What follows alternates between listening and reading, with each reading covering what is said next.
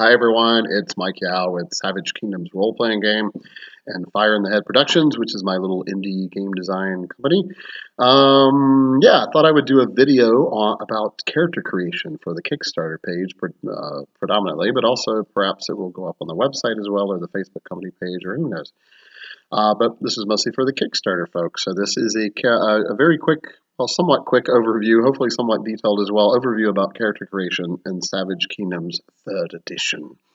Okay, so just a quick overview. Savage Kingdoms, some of you probably already know this, is mostly sword and sorcery themed, sword and sandals, so it's got that kind of sort of grit, very human-centric, fairly low magic, which means that when something magical happens, it actually kind of stands out and doesn't run together. So think the Hyborian Age of Conan, but it sort of meets Game of Thrones, so it's sort of gritty, but it's not all particularly set in an antiquated area. Robert E. Howard's world himself of Conan was sort of all over the place. You had the Stygian culture, which is pre-Egyptian, and then you also had Aquilonia, which was almost sort of an early Middle Ages, and that's kind of how the setting is here, actually. So just keep that in mind when you hear some of the character creation stuff, because maybe you'll understand more like, oh, that's why he did it that, because he's coming more from sort of a Dark Ages sword and sorcery setting. So character creation in a nutshell rather quickly. So the first thing you want to do, step number one in character creation, is select a race or culture. So again, it's a human-centric setting, so when you choose human, it's not a throwaway thing, sort of like in D&D, it's just not like a generic thing. There's very rich, detailed cultures in the setting. There's about, I think, 15 or 16 options in the core rulebook, which, the first book that we're talking about, the main book. That covers the western continent of Astagonia, by the way, the sort of European-esque west, which is, there's a big continent Astagonia, and at the bottom there's a bunch of large islands that broke away through a couple of cataclysms over the year, and those created the Pridonian Isles or the Pridonian Islands, and those, but that's all sort of considered, because it was originally once part of the same western continent that some might call Astagonia. So you can choose any of those cultures when you choose human. You have people from from Eridornian to Brithian to Ismondian, Melovian, Larinthian, Pridonian, Norrish, Gernic, etc. And a lot of it analogs to real world antiquated or dark ages or even early Middle Ages cultures, such as the Celts and the Nordic peoples and the ancient Greeks, the Romans and Romanians and early Spanish, etc. So very cool, but not every cult. Don't assume every culture is exactly like that. I've seen a few players in the past go, oh, so they're the Romans, so therefore they have all. It's like, well, for the most part, yeah, but kind of maybe read a little deeper in the Gazetteer, and you might pick out some more details that are kind of. Robert E. Howard did that with his Conan stuff a lot. It was like, oh, that's these people, but then he would pull the rug out from under you, and suddenly it was. This little thing was there. So very cool. There are non-human options as playable races, but they are optional in Savage Kingdom. So if the Game Master allows, you can choose a non-human character. Hold on just a second. I'm addicted to these waters, by the way. If you haven't had them, they're awesome. Okay, but enough about that. So we have the Duergar, which kind of like we're basically dwarves. The Sidhe, the Aluna Sidhe, the Dark Sidhe, and the Wild Sidhe, also known as elves in the north, but generally they themselves are called the Sidhe or the Fair Folk. Then you have the Chernari. The Chernari are a cat-like race. The ones from Imanju, which is sort of an African-type continent very far away across the Dragon Sea, are the Imanjian Chernari. They're more like lion folk, sort of a hunter warrior culture, and the other ones are smaller. The Mezcan, the ones from the Isle Continent of Mezca, have adapted to climbing more and live up in the trees, and they're almost more like jaguar folk or panther folk or something like that. So, and then there are the Sleer, the serpent folk, and there are 3 castes of those because they're actually born into caste depending on their coloration when they hatch. So they're all like sort of they're serpent people, but then they have very subtle black snake skin. But they have the gold slayer have gold patterns, the red slayer have reddish patterns, and the green slayer have greenish patterns. So the gold slayer are the noble caste. They are typically magicians and priests and alchemists and the nobles, the rulers. The red Sleer are born into the warrior caste. They are guardians and sentinels and warriors. And then the soldiers, and then the green Sleer are born into the hunter caste. So, as the name implies, they're typically hunters and assassins and scouts and spies. That's it all for this for the optional non-human races for your races. So that's step number one. Step number two in character creation, you choose a calling. So a calling is we called them life paths in the previous two editions, the original edition and the Reforged edition. But they didn't really have any mechanical bonuses. They were just suggestions like, oh, I want to build a bard type character or a knight or a sorcerer. So this is kind of like the talents and weaknesses and skills and equipment that you would recommend it to. So now we call them callings, which I think is more descriptive because it gives you the general aptitude or leaning that a character might be either born into or was kind of going into. Um, and there's 20 to choose from, and they range from assassin to berserker to knight to craftsman, merchant, seer or oracle, hunter, also known as scout, soldier, priest, which is more like a temple priest, shaman being more like from a more barbarous culture, etc. Pirate or raider. And so these, if you choose one, excuse me, I'm still recovering from something. I don't think it was CV, but there's actually no proof that it wasn't. It was respiratory based, but anyway, I'm getting better. Pretty much over it. So if you do, each calling gives you a favored. You get favored talents, favored weaknesses, and you get some skills that you start with automatically at like skill level 1. There's a couple that you might start at skill level 2, and then you still have skill points left over to fill in the rest of your character. Same with gear. You start with kind of a basic set of gear that would complement that calling, that aptitude, or that sort of almost profession, and then you also have some extra coin depending on your renown.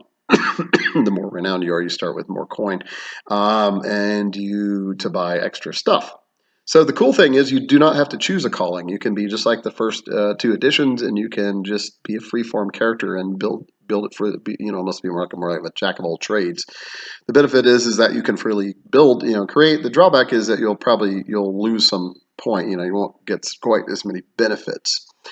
So those are callings. So step number 2 would be talents. So talents are another building block, or no, attributes, sorry. Step number 3 are attributes. So these are kind of major pillars of your character in addition to so now that you've honed in, we know that you were born into this race or culture. You may or not be leaning towards a certain aptitude, a calling. So now we're honing in the character more, and we're trying to see what the character's attributes are, physical and mental and perhaps even spiritual. So there's 6 attributes, like in Dungeons and Dragons and many other. I used to have a few more like when I was designing the game a long time ago, and I was just there's no reason. So no reason to reinvent the wheel when it already rolls pretty well. So you have agility, physique, vigor, intellect, magnetism, and willpower. Most of those are self-explanatory. Magnetism is like charisma, is your personal magnetism, leadership skills. Let's see what vigor. Vigor is like constitution, so that's how healthy you are, how good at your resisting things. A lot of us want good vigor right now. I think the rest are pretty self-explanatory. So you get to arrange these. They're based on +0. So +0 in something is average. +2 or 3 is pretty impressive. You're getting up there. +5 is extraordinary. And it's really hard to start with a +5. The highest you can usually start the character creation is +4, depending on your race or culture. There's some non-human races, I think, that allow you to start at +5. There's even some human races that if you take a certain blood talent, you can also start like with at a +5 and something. Like Trollborn, for example, might allow you to start with a +5 physique or vigor, etc. So when you craft the character the way you want to, there's no random rolling. So the total of the 6 attributes have to be no higher than +3 at character creation at 0 advancements. So So yeah, if you want a +4 agility, just know that you're going to have at least a -1 somewhere in order to get that +3 total. Everything else has to be +0. If you want a +3 in something and a couple +2s, it's great, but you're probably going to have a couple -1 somewhere. But anyway, that's good. It allows you to craft your character the way you see it and the way you want, and it's kind of fun balancing and giving and taking and all that kind of fun character creation stuff that a lot of us are used to and enjoy. So after you do your arrange your attributes, next you would go to talents. So talents are, in a lot of systems, they would be called edges or knacks or advantages. We call them weaknesses, which I think is somewhat unique. And they are, I mean, talents. I'll get to weaknesses in a second. Talents are, so there are 6 categories of talents in Savage Kingdoms. There's battle, blood, mystical, social, subterfuge, and another category, which is like a miscellaneous category that the ones that don't fit in the previous 5 categories. Battle talents are pretty much as suggested. They're mostly combat maneuvers, but or other type of talents that lend itself to fighting, to battle, to military, to combat, and so there are things from impaling thrust to shield bash, shield wall, armor acclamation. Just there's a bunch of them. I'm just kind of throwing some out. There's about 50 or 60. What's another cool one? Ambidexterity, dual blades, pugilistic follow up. Some of them are very colorful, named on purpose to be cinematic, and they do some pretty cool stuff. And you can start with no more than 4 of these, or maybe 5. And the reason there's a limit on some of them, so even if you choose like the warrior, like a soldier calling a berserker, you still might be limited at 5. Uh, but that's still that's a lot, and it also encourages people to at least take a few other talents instead of everything from one category, which to me has always been a little unrealistic. So the next category would be blood talents. Blood talents are really kind of like bloodline talents or ancestry, special ancestries. So this allows you to have things like she-blooded, which is like elf blood, half elf basically, dragon kindred, goblin blooded, lycanthrope. You can be a lycanthrope. You can choose to be a werewolf, a were-raven, a panther, or were-bear. There's a couple other options as well, which is really cool. It's pretty expensive. It's like a 6-point talent, and you only have 10 talent points to spend. Because it's rare, the points represent rarity. So, but I've seen a fair amount of characters with these. They do give you some cool stuff. So they're probably worth the point spend. Hello, kitty. One of my kitties is visiting me. So Vampire Spawn is another one. You can actually start as an undead, like a lesser vampire. Some pretty big drawbacks, as you would imagine, but there's some pretty cool stuff if you want to do it. I bet it's like a 7-pointer, I think. Yeah, so blood talents. So the next category of talents would be, I'm going in alphabetical order, mystical. So mystical, as the name implies, these would be very unusual sort of talents to deal with mysticism and supporting of the magical arts skill. But not on most of them are. A lot of them are supportive of this magical arts skill. There's 7 disciplines of magical arts. I'll get into that more when I get to skills. Air, earth, fire, water, life, death, and shadow. So some of these talents support that directly. Penetrating magic, for example, doubles the range of all the spells you know. You have to spend like an extra stamina point to power it up. Speaking of which, there's another talent called empowering spell, and you can kick more stamina into it to gain another +1. So it can be expensive, but you can kick more into it in case you fall short of the skill roll to make it work, because in Savage Kingdoms you do magical arts is a skill just like anything else, and you still have to succeed in the roll. If a spell fails, it's known as it doesn't fizzle, or it doesn't manifest correctly as the way you want. Something always happens. In fact, if you critically fail and you look at the chart, you can see that to be true, because something still is happening. Without going into super detail about that, so magic affinity is a talent which allows you to get into the magical arts. The magical arts skill or skills, because there's 7 disciplines of magical arts, you is the only skills you need to have a talent in order to even try to use. All the other skills, even like alchemy, you can attempt, although the difficulty levels are pretty high, and it'd be pretty rare for you to succeed unless you had some training in it or your intellect was really high. But it's possible. So magical arts, you have to have a a gateway talent, so to speak. So magic affinity is one that you were born with the gift of magic. You can actually potentially learn all 7 disciplines of magic. The drawback is you can only start with up to 2 skill levels, no more than 2 skill levels, which I'll get to in a second, and any magical arts, because you don't really have the training. It's more kind of a raw talent. Training-wise, you could have acolyte.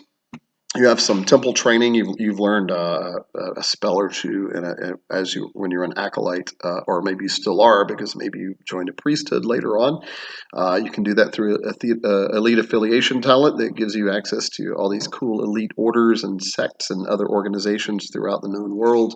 Many of them are priesthoods to various gods and sects and even some cults. Apprentice is another way to kind of get into magic. You apprentice to some sort of lone sorcerer or obscure wizard who wasn't really a priest or a member of any kind of known tradition. Dabbling arcanist, I think, is another way to do it. I think even holy warrior gives you access to either life or fire magic, I think. So some other talents like penetrating magic increases your maximum damage of your spells by +2. Far-reaching magic double. I think I did that with doubles the spell range. What's some other ones? Second sight. Second sight. You're born with the gift of sometimes sensing things that others don't sense. Like sometimes you get glimpses of the future, or sometimes even of the past. You might walk into an area, particularly like ruins, and sense all the history around it. It's a good tool for the GM storytelling wise, but you can also force a vision by spending a stamina point and seeing if you get any sort of insight that comes to you based on a certain situation or thinking about a person or a place. Maybe you get some insight off of it. Death touched is another kind of cool talent like that. Fey touched, familiar. You could have a small animal who's serving you in the traditional sense of a familiar. So okay, there's a lot of mystical talent. So moving on to the next category is social talent. Social talents, as the name implies, are talents that you had some background in. So in Dungeons and Dragons 5th edition, to use an analog, that would be more like your background. Excuse me. And but in Savage Kingdoms, it doesn't necessarily have to be. In D&D, I think it represents more your past, and now your class is what you are. Social talents in Savage Kingdoms don't necessarily have to be your past. Now, you can totally write it that way in your character background, but say woodsman is an example. Maybe you're still during downtime. You like to go out in the woods and whittle and craft and hunt. Hunter is another option, by the way. Bounty hunter is can also be a part of that one. You can choose that one, which is more urban instead. With some other good examples, mariner, merchant, mercenary, militia. Have all these M's on my mind apparently. Knight, a very good social talent. Highborn's a really good one. Pretty popular. It does cost a lot. It's 5 base, but it allows you to have at least the title of lord and lady and have some privilege, social privilege. You start with more coinage. Your equipment is in cloth. Your clothing is better to your station. I think you even get +2 to your renown. Yeah, so that's a good one. With some other social talents, gambler, courtesan.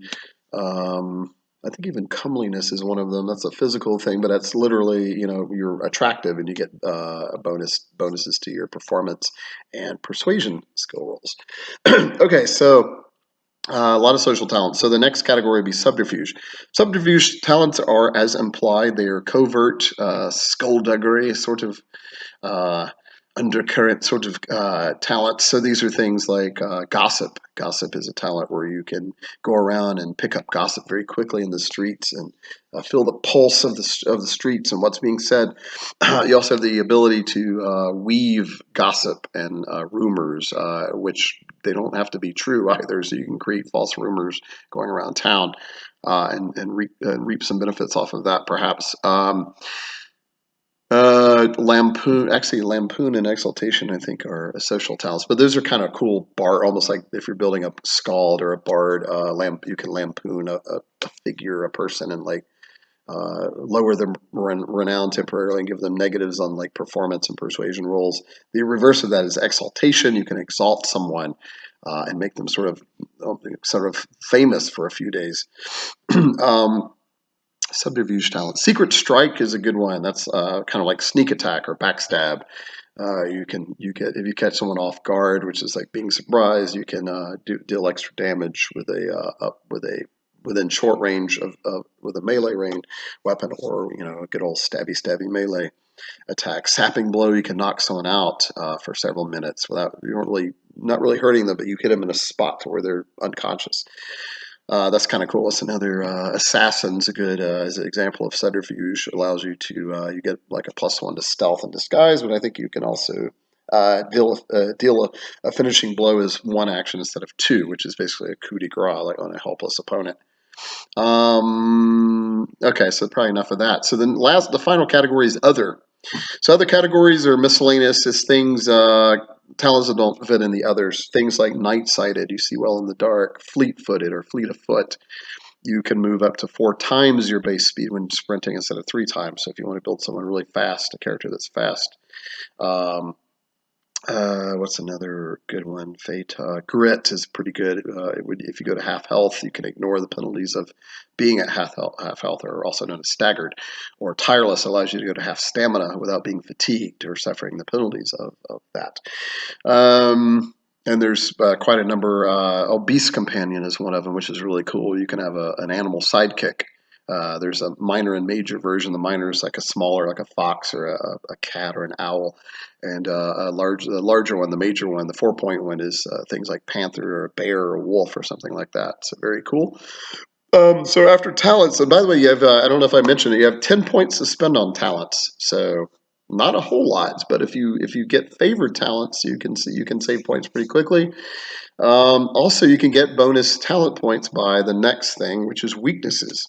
So by choosing a weakness, not only do you get some, or 2, you can, or even 3, you can gain not only cool role-playing traits, because a flawed hero is a much more fun and realistic hero than a non-flawed one. You can get points for them too. For example, Oathbound, I think, is worth 1 or 2 bonus points, and you're an oathbound to an NPC, probably of some note. And so the drawback being they can call on you at any time. If you fail to listen, you become an oath breaker, which also is a talent you could start with. If you gain a weakness in play after character creation, you don't get the bonus points for it. Tainted is really the only way to kind of really be evil in the world. It's a setting of gray morality. It's very sword and sorcery. There's not a lot of high ideals of good and evil yet, at least amongst mortal kind. There are demons, demonic and angelic creatures that are kind of the ideal of what is good and evil, but humans seldom really hit that. So honorless is another one. Obsession, you can choose different obsessions, major or minor. Addictions to things, major or minor. Madness, major and minor levels of that as well. So yeah, there's some really cool albino. There's some really cool weaknesses. Trying to think of some others really quick. Maimed, lame in the traditional sense of the word, like your leg is like you have a gimp leg or a club foot or something. So those are weaknesses, and you can have no more than 5 points of those at character creation, and those bonus points go towards either talents or skills, which I'm about to get to, or you can split them down the middle. For example, say you start with 4 points of talents or weaknesses. You can apply 2 to talents and 2 to skills if you want, or 3 and 1, or 4 and whatever.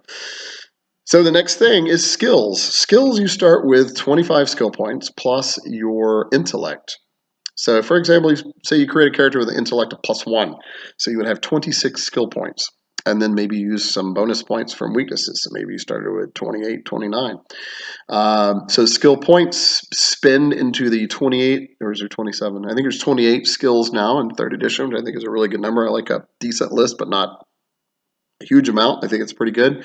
That's worked well in play testing. So when you spend a skill point in a skill, it becomes a skill level, meaning training.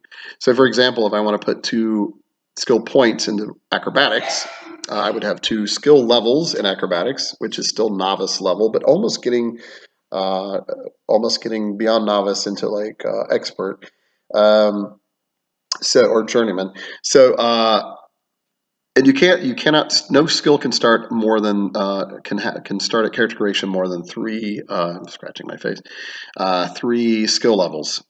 So skill level 3 is the highest any skill can start with, and you can only have a number of skills with 3 skill levels in it equal to 5 plus your intellect.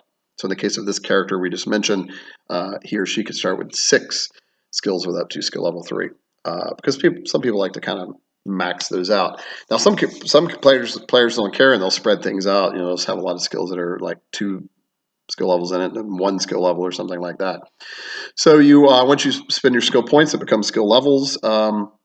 Your attribute plus your skill level gives your total modifier. There's also a category for other, because some talents give you like a +1 or 2 here, which is really cool. So you might end up with a skill that you're +6 or +7 at. The average probably starting off is around +3. +4. So every 3 skill levels you have in a skill equals a skill specialty. And the human races get to start, each culture gets to start with 3 of those for free, even if you have no skill levels in it, which represents your cultural leanings, your cultural upbringing, what that culture sort of favors. But once you get 3 skill levels in a skill, you get to choose another skill specialty. Skill specialties, I guess there's lots of different. So a good example is melee weaponry. So weaponry, melee, or melee weaponry is a skill. That's your ability to fight with weapons and kind of knowledge of them. Say you have put 2 skill levels into melee weaponry and you have a +2 physique. Because most weapons are based off of physique, except for light ones. You can use agility if you have the talent for it. So that's a +4 total. So if you were to make a melee weaponry roll, attack roll, let's say a longsword or spear, you would have a +4 bonus to the d20 roll. But say you have a specialty in battle axes. A specialty gives you a +1 additional bonus. So if you were to swing with a battle axe, you'd be +5 at it, and as well as the other weapons are +4. Another good example would be like perception. Sight, hearing, smell, taste, empathy, those are specialties of perception. Animal handling might have specialties like horses or wolves, birds, or training, or special, or being able to train animals, riding chariots instead, or wagons or something.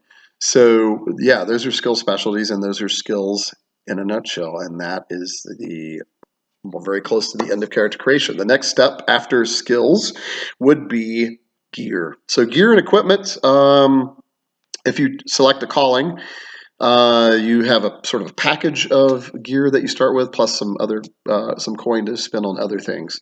If you don't choose a calling, you have, I think it's 100 silver plus 10 per point of renown to spend freely. Sounds like that's a lot, and it is. It's a silver-based economy, by the way.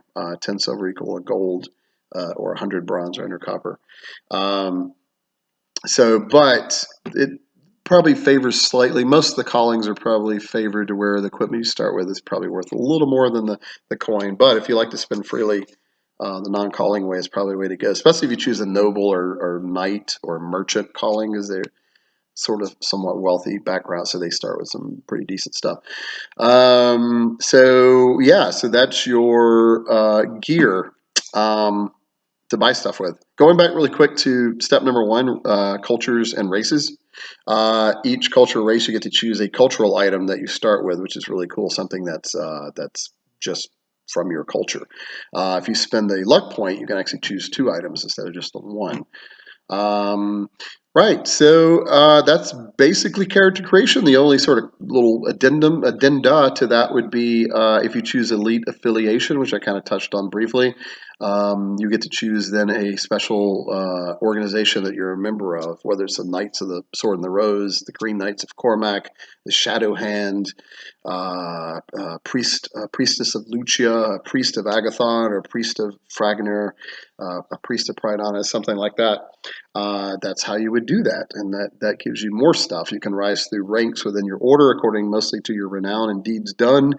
And every rank you gain, you get like some extra equipment that the order probably gives you. You might gain learn knowledge of another special spell. You might gain even a talent for free. So that's kind of a cool thing to do. So don't overlook those because they just tend to get overlooked a little bit. And then lastly, languages, and then little things to top up like that. So the language, you start with a native language. You get a bonus language if your intellect is -1 or higher, which also assumes that you know how to read or write those. If your intellect is below that, you don't know how to read or write, or at least not very good. There is a language skill also. For every 2 skill levels that you have in language, you know another language. If you have the gift of tongues talent, every skill level, singular skill level, gives you a language. Because there is a language skill, which is really cool. And then finishing touches would be your your height and weight, all your typical stuff, whether you have some scars or mannerisms, personality traits, whatever you would like to add, that sort of thing, eye color, hair color, skin tone, whatever. Name of your house or clan, stuff like that. So anyway, that's it. That's pretty much character creation in a nutshell. We actually managed to do it in about 30 minutes, which is what I wanted. And so thanks for watching, guys. Hopefully that helped out. Stay safe out there, and I will talk to you again soon.